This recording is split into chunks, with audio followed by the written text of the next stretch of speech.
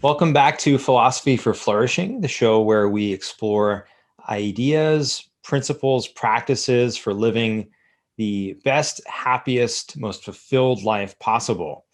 And I've been talking about what we do on this show with using the analogy of building an operating system for flourishing. And I like that analogy because it indicates that what we're looking to do is establish some basic rules of practice, rules for our life, standing orders, if you will, things that we can recur to and that we know that are going to serve us well in various situations. And we can't take the analogy too literally because, of course, we have free will and we can act and decide what we will and won't do and whether or not how we're going to interpret and apply a principle in this or that instance. So, the analogy holds to a certain extent, but we don't want to take it too far.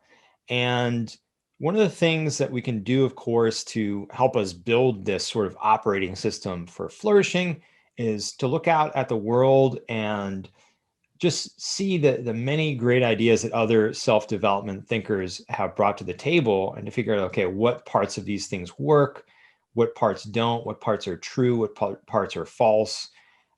And then how can we integrate these things with other ideas and sort of build them into our framework for living, our operating system for flourishing.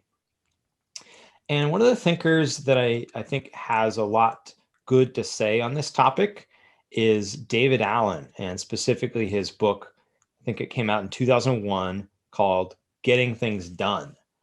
And so we're going to do a show on getting things done today, and hopefully it'll help you get some things done. And today I've got my friend and ally in this quest, Robert Begley, is joining me. Thank you so much for being with me, Robert. Thank you, John. Very happy to be here today talking about this excellent book. Yes, and Robert he's been using these ideas for a while, so I consider him to be far more experienced and expert on this stuff than I am. And Robert, why don't you tell us a bit about what's the backstory? How did you discover these ideas and what sort of impact did they have on your life? And I know we want to focus specifically on just a few of them today. So why don't you tell us Sure. a little bit about that story? Okay, I'll take you back, John, to 2007. I just started a new job as a data center manager for a financial firm, and it was high stress, high pressure. And at the same time, I had a new girlfriend who told me, Robert, if we're not together more, we're going to break up. She just wanted to be with me all the time.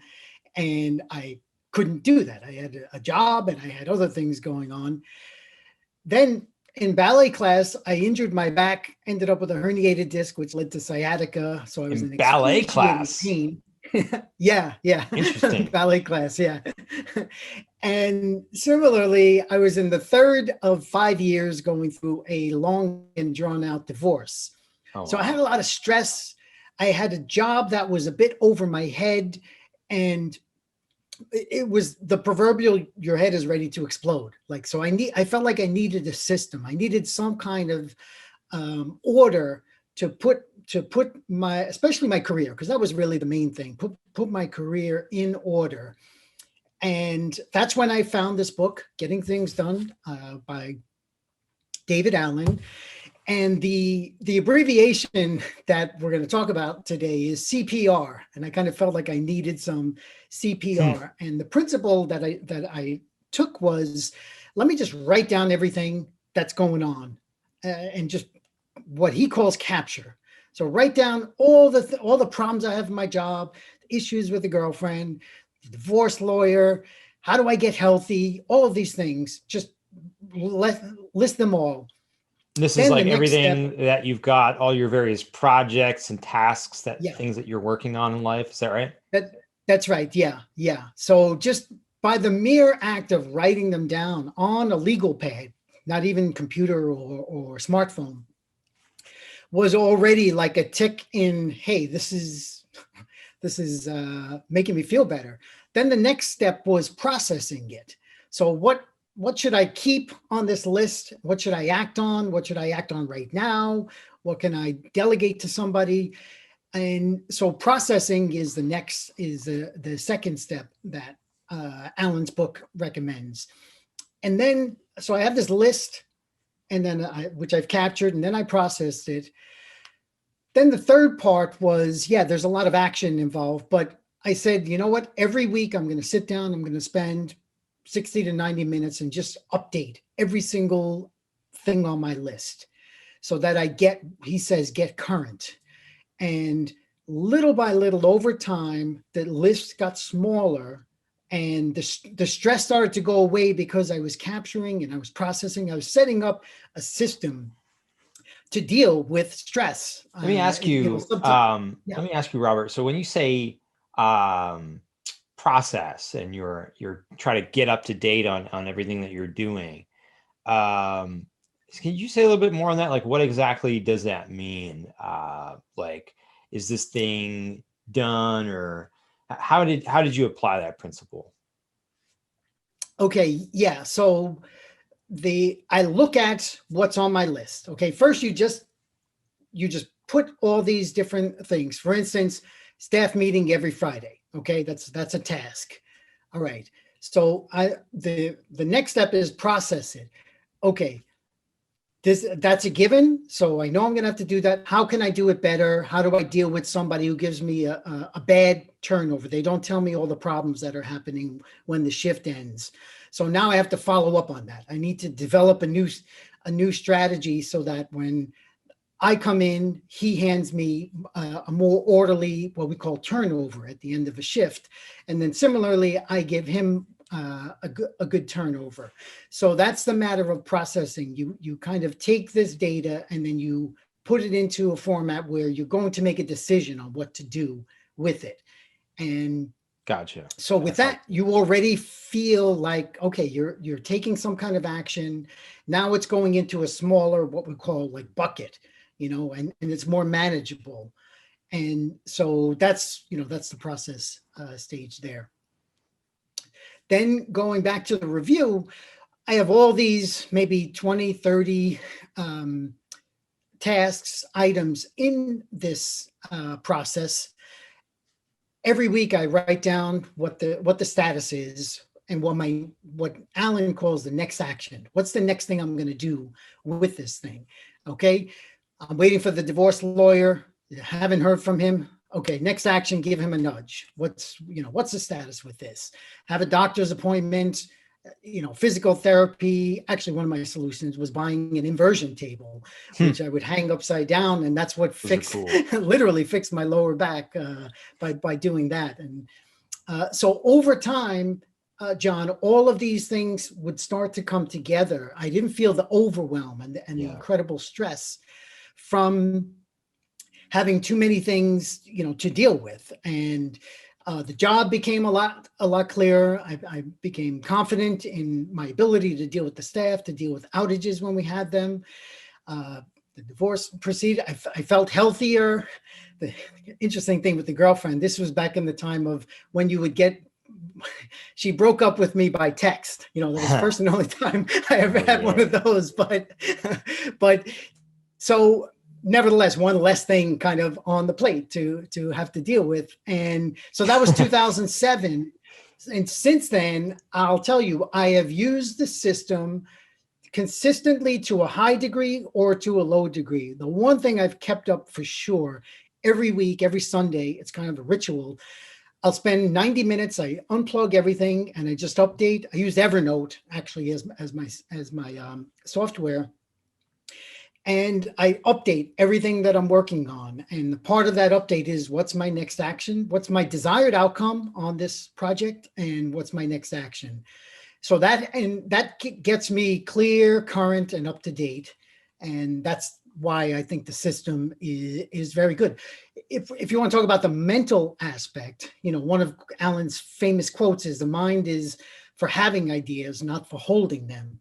And so with that point is like, the more things you have floating around in your head that you're not specifically putting them in some kind of category with a plan to do something in what he calls a trusted system, the less likely you are to rely on that. And then the more things you hold in your head until you forget things, you forget phone numbers, you forget appointments.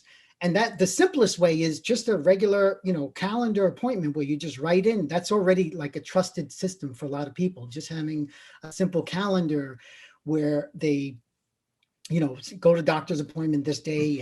And so, but with Alan's method, it can be a lot more complicated and a lot more beneficial because it's for all of your tasks that you have.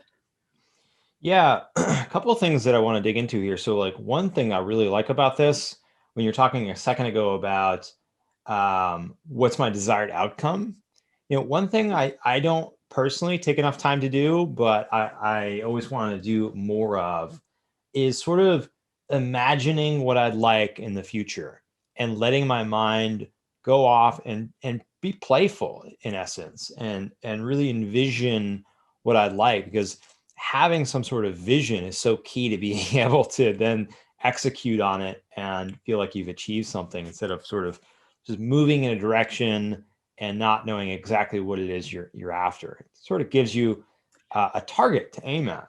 But the other big piece, go ahead.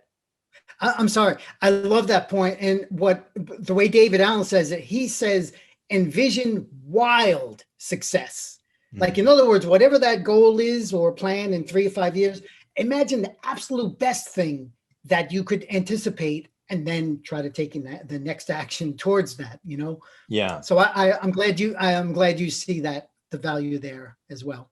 Yeah. And, some of these ideas, they sort of seem like common sense, like get these things out on paper and get them in front of you so you can reflect, maybe more so to us writers, because this is a huge part of writing, is sort of doing a brain dump and getting your thoughts on paper so that you can reflect on them, because we know that ideas come and go so quickly that you often don't have the ability to sort of step back and really and really thoughtfully reflect on them and get what you're looking to get out of them.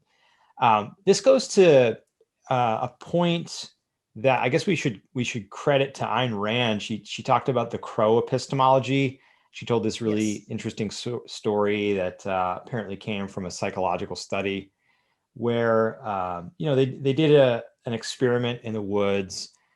Several people went into the woods, and so when the first person went in, there were a group of crows that would fly away, and they wouldn't come back until that person left.